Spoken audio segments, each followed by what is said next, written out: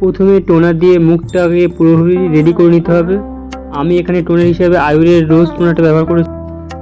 Lakme pitch milk jail দিয়ে ভালোভাবে মুখটাকে ময়শ্চারাইজ করে নেওয়া হয়েছে। বেস মেকআপ রেডি হয়ে যাওয়ার পরে আমি ইনসাইড 3-in-1 প্রাইমার দিয়ে মুখটাকে ভালোভাবে সেট করে নিয়েছি। বেস মেকআপ রেডি হয়ে যাওয়ার পরে আমি আগে আই শ্যাডোটা করে নেব। আই শ্যাডোর ফুল ভিডিও আমার চ্যানেলে পেয়ে যাবে। অরেঞ্জ কারেক্টার নিয়ে চোখের নিচ এবং মুখে কালো দাগগুলি দিয়ে দেবো। ব্লেন্ডার নিয়ে সেগুলোকে ভালোভাবে ব্লেন্ড করে দেবো।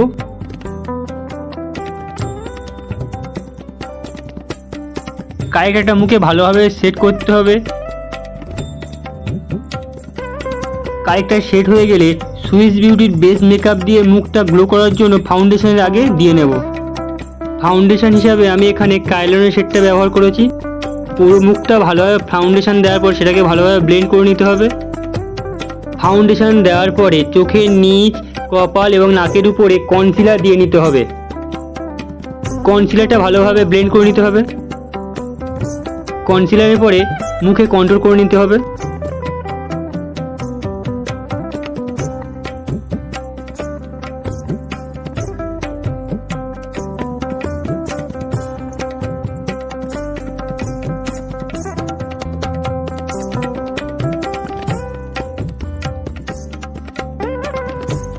আই শ্যাডো এবং হেয়ার স্টাইলে পুরো ফুল ভিডিও আমার চ্যানেলে পেয়ে যাবে। মেকআপ ভিডিওটা আপনাদের কেমন লাগলো সেটা কমেন্ট করে অবশ্যই জানাবেন। আর ভিডিওটা যদি ভালো লাগে লাইক করবেন, চ্যানেলে যদি নতুন হয়ে থাকেন এটা সাবস্ক্রাইব করে দেবেন।